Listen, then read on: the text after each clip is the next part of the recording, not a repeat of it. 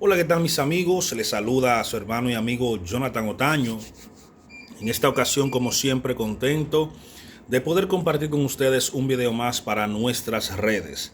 En esta ocasión voy a hablar acerca de la guerra espiritual, la verdadera guerra espiritual.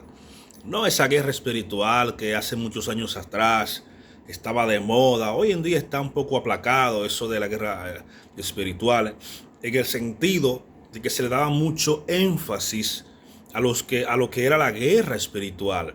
Inclusive hubo un famoso libro de una escritora de apellida Brown. Él vino a dar libertad a los cautivos y daba una serie de tips, una serie de formas de cómo podíamos nosotros combatir contra los demonios.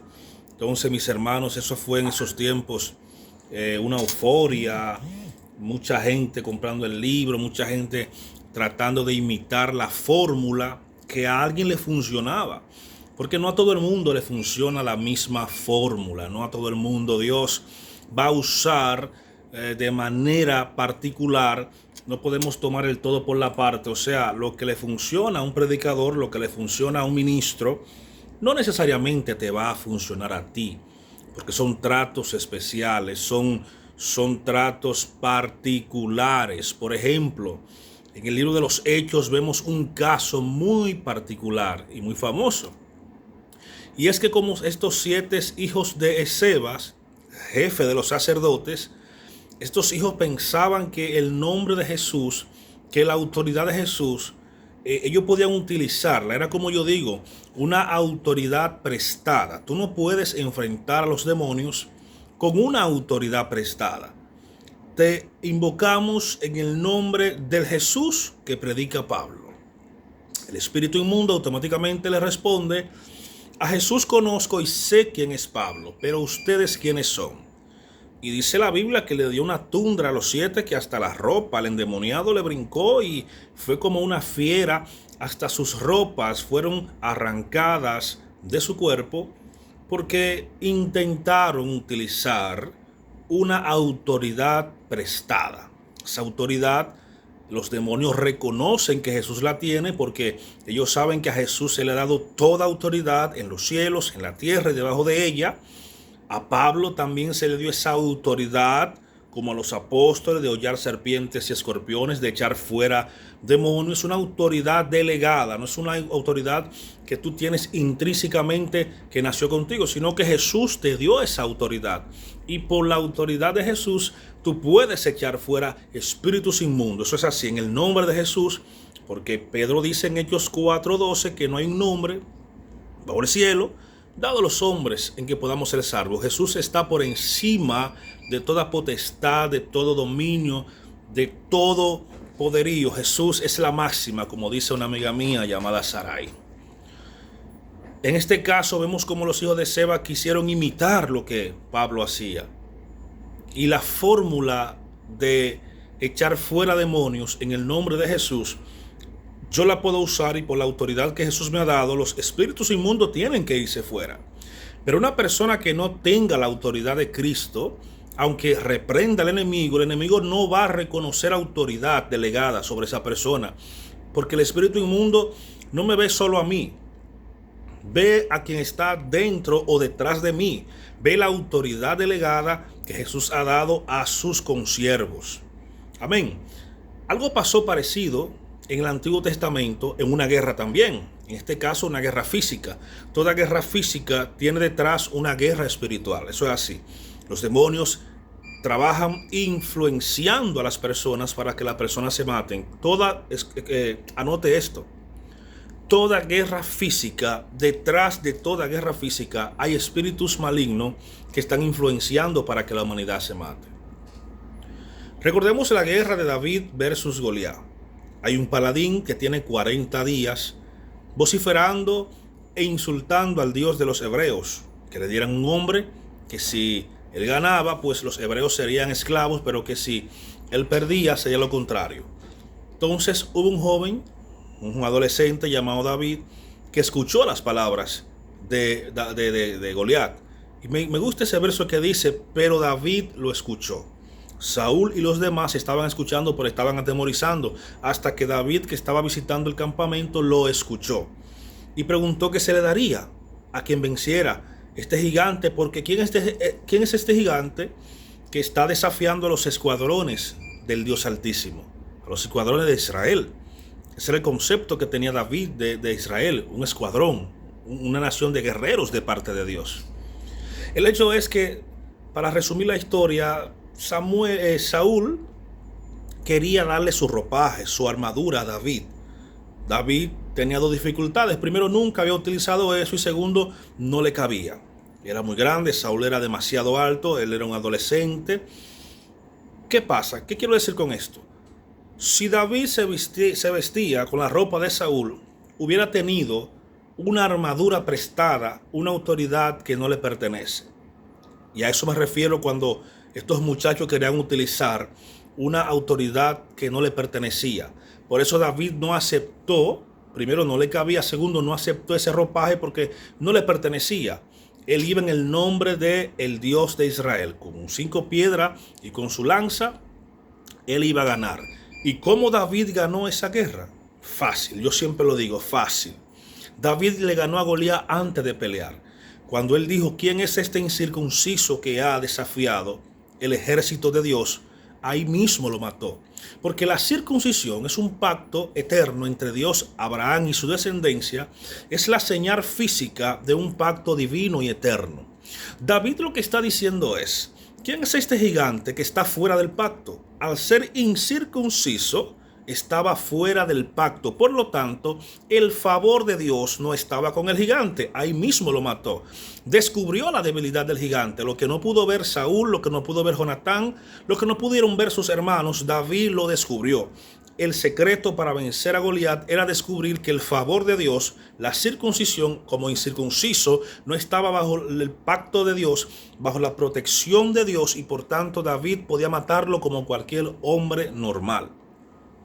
Volviendo a la guerra espiritual, hermano, la verdadera guerra espiritual, no esa fantasiosa que hay en el mundo evangélico y otros sectores cristianos que andan buscando a Satanás para vencerlo, que andan desatando, rompiendo, haciendo campamentos. Hermanos, ciertamente tenemos luchas espirituales, pero a veces estamos dando un sobreénfasis a ese tipo de cosas. Vemos que hacemos cosas ahora, o hacen cosas hoy en día, que no tienen registro bíblico, que no tienen razón de ser. Tú busques los manuscritos de los Hechos de los Apóstoles, y los apóstoles lo que hacían era echar fuera el demonio. No empezaban a entrevistarlos, no empezaban a ponerles nombre. Hoy los demonios están bautizados, tienen sus propios nombres. Y no vemos esa práctica en los apóstoles y los primeros discípulos de Jesús que vemos hoy en día, ese énfasis sobrehumano hacia la guerra espiritual. La Biblia tiene secretos, tiene textos que nos enseñan cómo enfrentar la verdadera guerra espiritual. Por ejemplo, te voy a dar un texto que es poderosísimo para tener una guerra espiritual.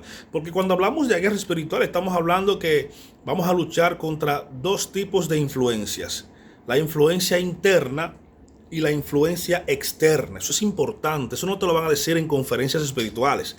Y en las conferencias de demonología te van a empezar a mencionar demonios, que esto, que aquello, que principado y todo eso. Pero señores, es sencillo, es más sencillo de lo que tú piensas. Cómo derrotar esas dos influencias que combaten con nosotros día a día, una interna y una externa. Santiago 4:7 da el secreto.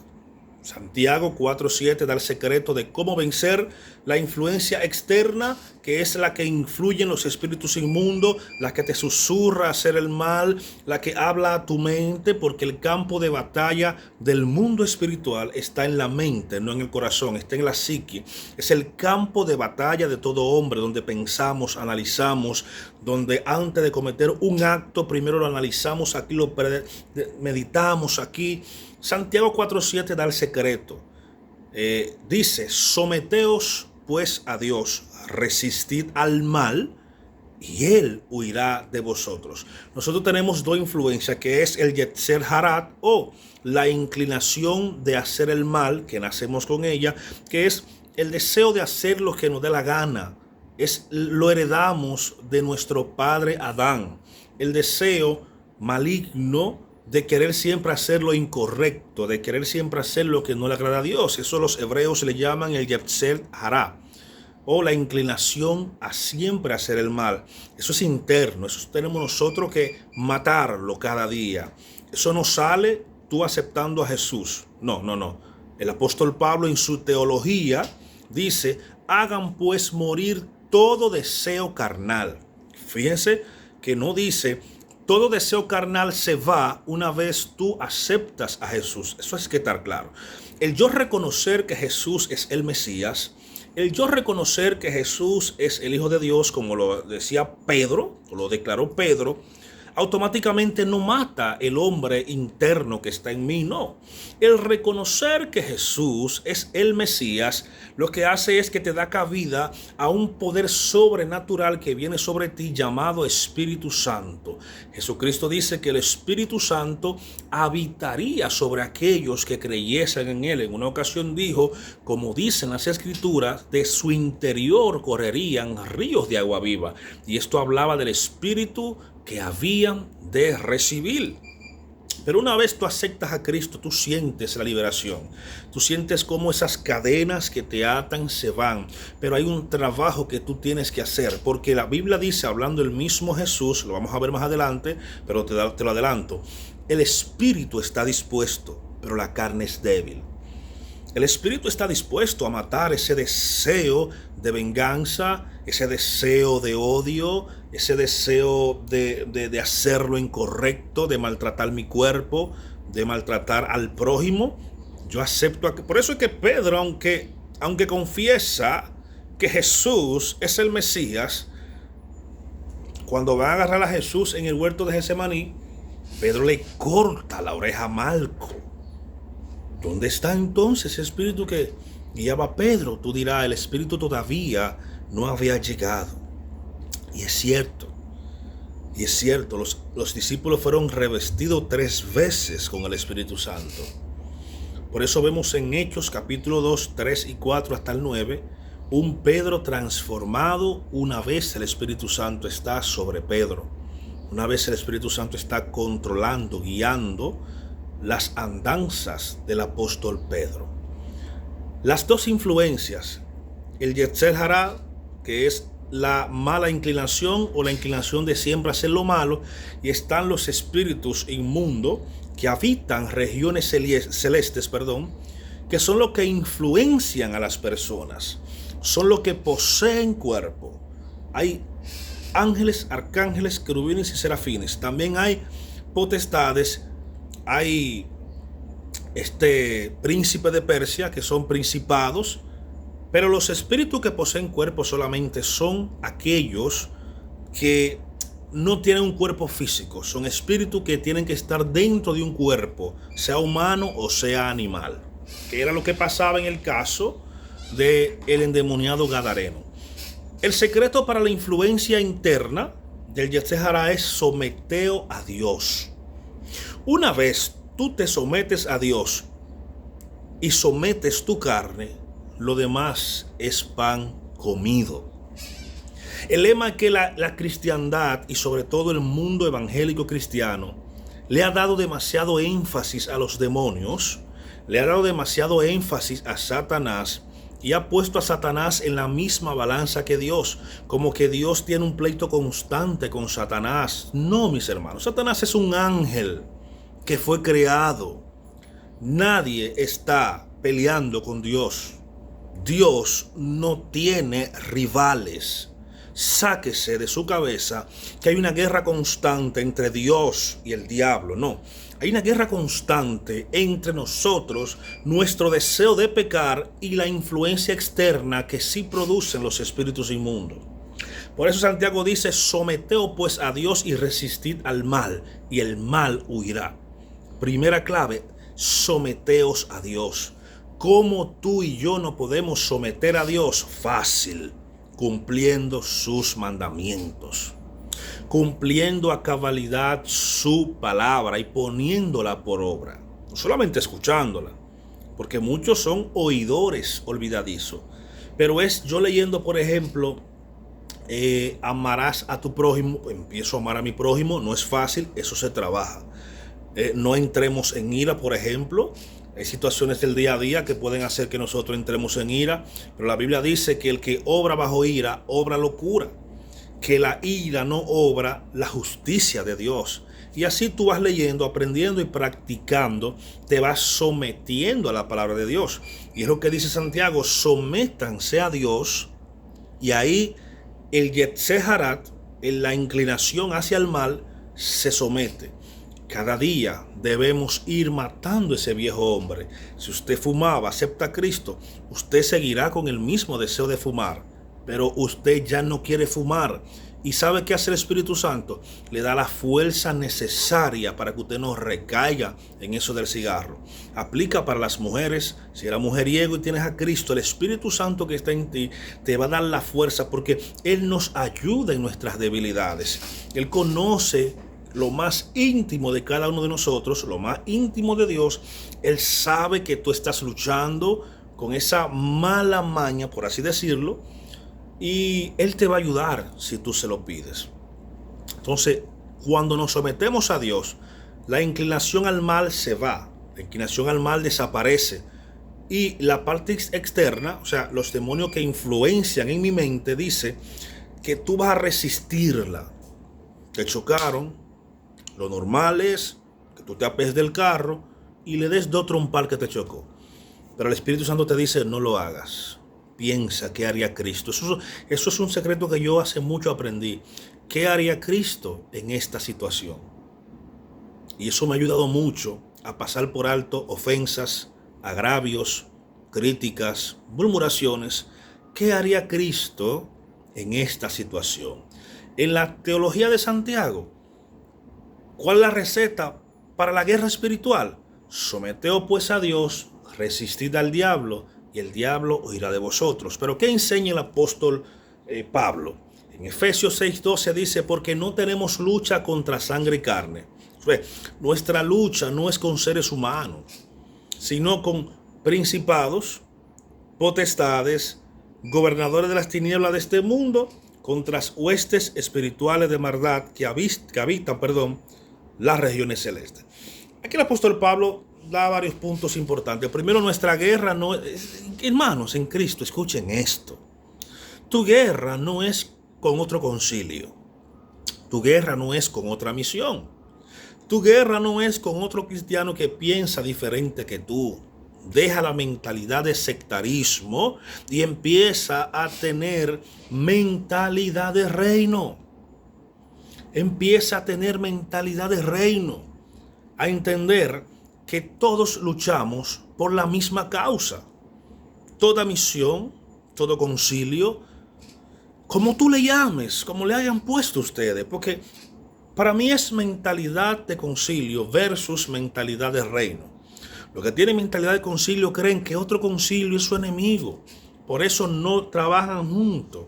Por eso no hacen actividades juntos. Por eso no comparten, no comulgan. Porque su mentalidad es de concilio. Porque lo que le interesa es que su concilio sea reconocido como el mejor concilio, el más santo, etc. Mentalidad de sectarismo. Los que tenemos mentalidad de reino sabemos que trabajamos con cualquier concilio, cualquier hermano.